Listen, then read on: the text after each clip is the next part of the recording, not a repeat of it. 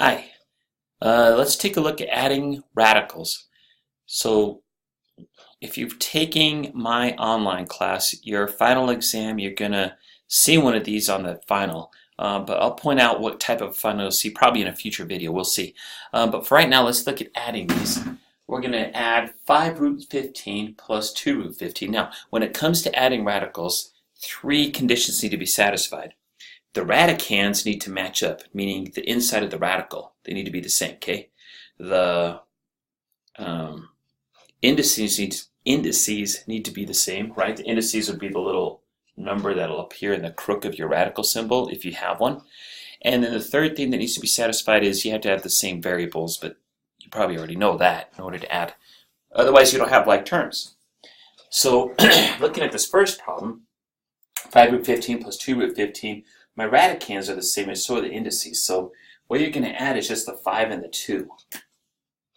And you're going to leave the 15 the same, okay? Don't try to add those together. It's kind of like saying 5x plus 2x equals 7x, right? You don't say like 7x squared or anything like that. It's the same idea.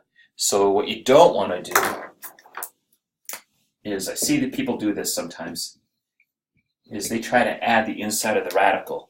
Okay, that's incorrect, okay? Just add the outside of the radicals there. Now the second one, a little bit tougher, right? So I've got the square root of 50 plus 5 root 18. I don't have like radicands. Or do I? I think I do. In fact, I know I do. I've done this before. So if you were to prime factorize 50, you're going to see that you have 2 times 25, right? And 25 is going to be a perfect square. Now here's a little tip for you. If you see these bigger numbers like this inside the radicands, try to look for the one that's going to be easily factored, right? 50 wasn't too bad. Hopefully you know that 2 times 25 is 50. So the 2 is going to be left inside. The square root of 25 is going to come out and become a 5 in a second. The 2 is going to be left inside. So if we look at the 18, the chances are that I'm going to have a 2 left inside of that factor there.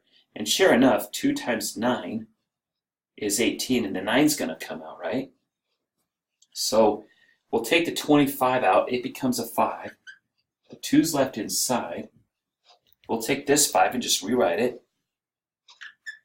We'll take the 9 and square root that. That's going to be a 3, which will multiply to that 5 in a second. And that 2, remember, is still left inside the radical.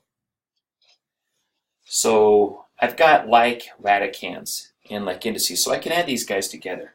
So the answer, well, we're talking about 5 root 2 plus 15 root 2, which then becomes 20 root 2. All right, so that's how you add radicals. That's all there is to it.